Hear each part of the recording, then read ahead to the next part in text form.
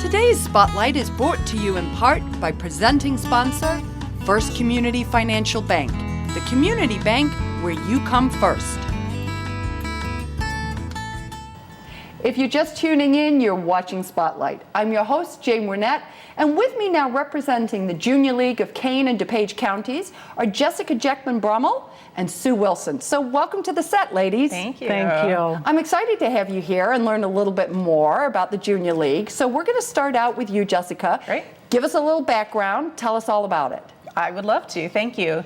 So the Junior League is one of many organizations that represent all junior leagues. There's almost 300 that exist today in the United States, in Mexico, Canada, and in Europe. And really, all junior leagues share the same purpose. We are about promoting volunteerism, about developing the potential of women, and about improving our communities. And then each one has a specific focus of how they get that done. And we know that there are many great, fantastic, nonprofit organizations. And so really the differentiator for the Junior League is that we are really all about the development of the woman. So we have women who come to us with professional skills. We have women who come to us who have not worked outside the home. And ultimately, the Junior League is a place for them. We have outside training that we do. They can use leadership positions within the league. Sue and I are both on the board together. You can balance a budget. I mean, there's all sorts of opportunities to have a chance to try new skills or to have leadership development within the league. And then we practice about how to do that often as well as we're doing our community work. So whether it's working with a community organization or organizing an event or putting something together, they're all ways that we can practice those skills. So while we want women to be a junior leaguer forever, the best scenario is for women to sort of graduate from the junior league and go on and do fabulous things in their professional organizations, in their communities, in their schools, in their families, all with the skills that they've developed in the league. That's fascinating. I am not sure that a lot of people knew that. I know I don't think I had quite that understanding, so you articulated that beautifully. Thank you. That was very interesting. Thank you. And you talked a little bit about the community focus as you're learning and developing those skills, but you're still trying them out, if you will, on that community focus. So Sue, talk a little bit about the community focus. I'd love to. Thank you. Our league specifically focuses on women and children ages 0 to 5, primarily individuals living in Kane and DuPage counties in poverty, through programs and direct service projects that are focused in the areas of education, health, and family stability. Okay, and I like that you're so targeted. I think oftentimes it's hard. We try to boil the whole ocean, and you sound like you've got it really nicely targeted. It's interesting that you picked up on that because actually we made the decision just about 18 months or so ago to focus our efforts specifically on 6 organizations who have similar community focus to ours, rather than doing what I'll say is showing up and volunteering everywhere we're requested.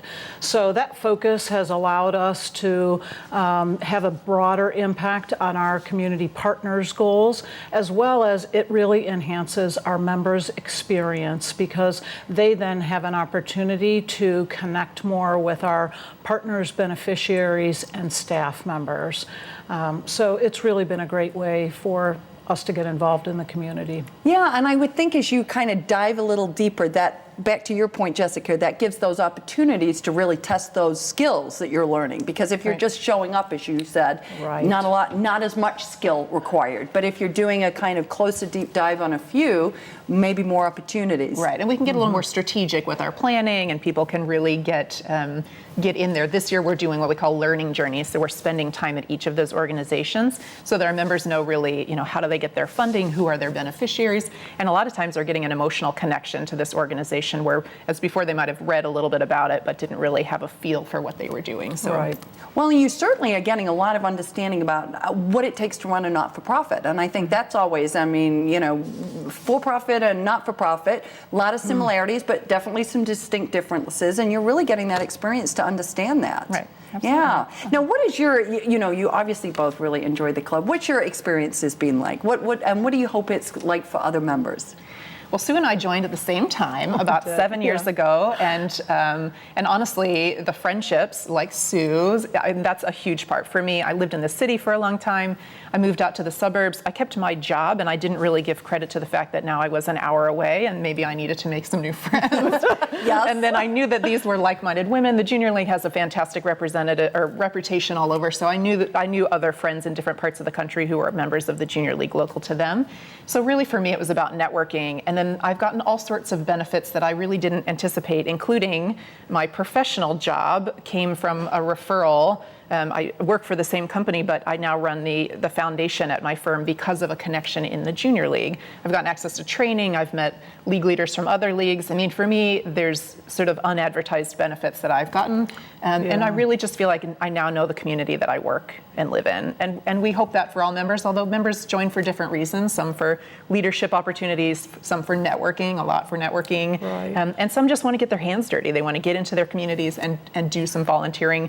Even we have projects where you can bring your children or bring your families, and I think that's appealing to a lot of our members. Right, and where Jessica started out looking for friendship and things like that, I actually joined the league because I was looking for a venue or an outlet to donate my time, what I think are my talents and treasures, right?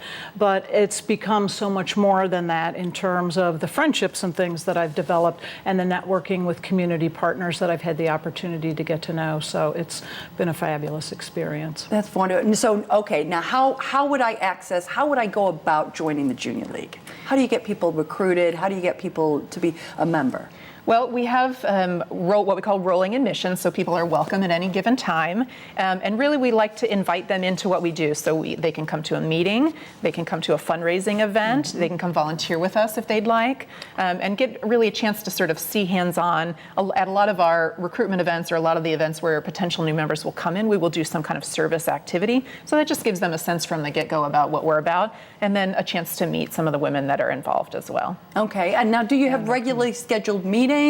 Where do those take place? We do. We have a monthly, what we refer to as a general membership meeting, and many of those take place at our community partner locations. Again, giving our members the chance to become entrenched, better understand our community partners, what their needs are, where the things take place, et cetera. So. That's nice. I like the fact that you're moving around because, like you said, you're kind of doing a twofer there a little bit. Exactly. So, yep. Yes. It's a benefit. And we have members in Kane and DuPage counties. So for us, it's a chance for people to be close, or to get to know the other organizations in their area. Well, and explore your community a little bit more. Absolutely. Right. Yeah, that's wonderful. Well, thank you so much for Thank coming you. by. I feel like I've learned a lot today, Good. so I'm really grateful for you really explaining how it works and the impact that you're having, and I wish you the best of luck Great. as we go into 2017. Thank you so much. Thank you. If you would like to learn more about becoming a member of the Junior League of Kane and DuPage counties, please visit their website. We're going to take a quick break for a few short messages, but don't go away because we're coming right back with more Spotlight.